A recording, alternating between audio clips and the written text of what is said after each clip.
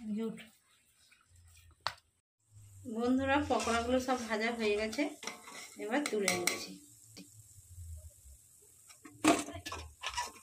বন্ধুরা সবাই কেমন আছো? সম্পার রান্নাঘরে সবাইকে স্বাগত। আজকে আমি কাতলা মাছের পকোড়া বানিয়েছি। কিভাবে বানিয়েছি সেটা আপনাদেরকে দেখাবো। পুরো ভিডিওটা দেখার অনুরোধ রইল। যে সকল বন্ধুরা আমার চ্যানেলে নতুন ভিডিও দেখছেন অবশ্যই সাবস্ক্রাইব করে আমার পাশে থাকবেন। বন্ধুরা, আমি কাতলা মাছের পেটি নিয়েছি।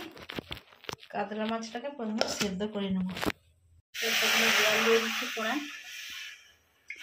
জল দিয়ে 5 মিনিট মতো সেদ্ধ করে নেব। আমি সব কাতলা মাছের পেটি নিয়েছি, আপনারা চাইলে চাকাও নিতে পারে।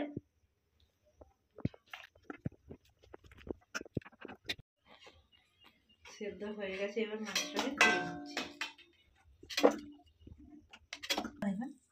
মাছের পেটিগুলো থেকে আমি এভাবে কাঁটাগুলো বেছে নিচ্ছি। পেটিতে খুব সহজেই কাঁটাগুলো ছাড়িয়ে নেওয়া যায়।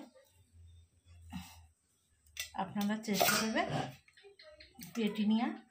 চাকা নিলেও হবে, কিন্তু তাতে বেশি কাঁটা আছে, তাই একটু পেটিগুলো হলে ভালো হয়।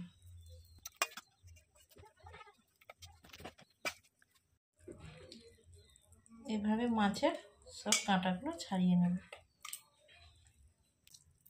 খুব সহজে পেটি থেকে কাঁটাগুলো ছাড়িয়ে নিয়েছি।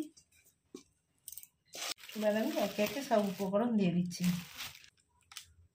2 চা চামচ পরিমাণে কর্নফ্লাওয়ার দিয়ে দিচ্ছি। 1 চামচ পরিমাণে কর্নফ্লাওয়ার দিয়ে দিচ্ছি। 2 চা চামচ পরিমাণে আমি বেসন দিয়ে দিচ্ছি।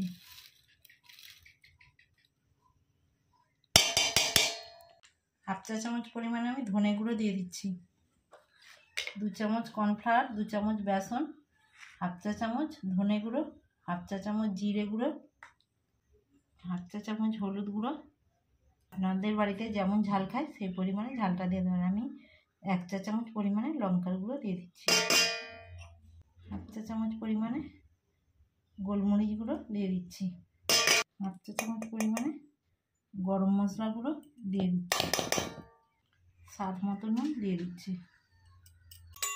আমি একটা সিক্রেট মশলা সব রকম করে রেখেছিলাম, দিয়ে দিচ্ছি 1/2 চা চামচ। আমি একটা বড় সাইজের পেঁয়াজ নিয়েছি, পেঁয়াজ কুচি দিয়ে দিচ্ছি। সব উপকরণ দিয়ে ভালোভাবে মেখে নিচ্ছি।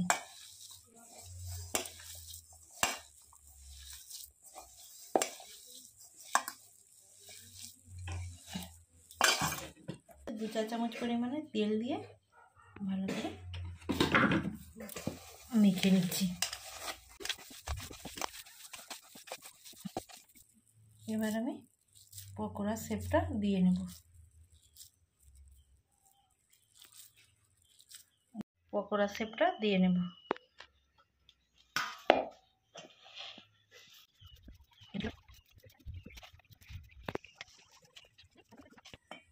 বন্ধুরা দেখুন, সব পকোড়াগুলো শেপ দিয়ে নিয়েছি। পকোড়াটা ভাজার জন্য কড়াই সাদা তেল দিয়ে দিচ্ছি। এটা গরম করে নেব। সব পকোড়াগুলো শেপ করে নিয়েছি। আপনারা চাইলে গোল লম্বা যে যেরকম পারবেন সেইভাবে শেপটা দিয়ে নেবেন। আমি গোল করেই পকোড়া শেপটা দিয়ে নিয়েছি। তেল গরম হয়ে গেছে, পকোড়াটা দিয়ে দিচ্ছি।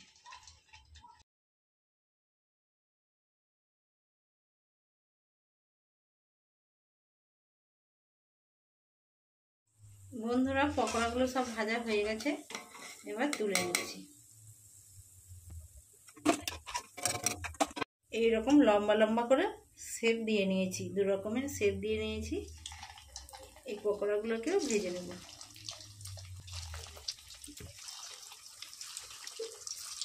সব পকোড়াগুলো ভাজা হয়ে গেছে, এবার আমি তুলে নিচ্ছি। পকোড়াটা কেমন হয়েছে আপনাদেরকে খেয়ে দেখাচ্ছি।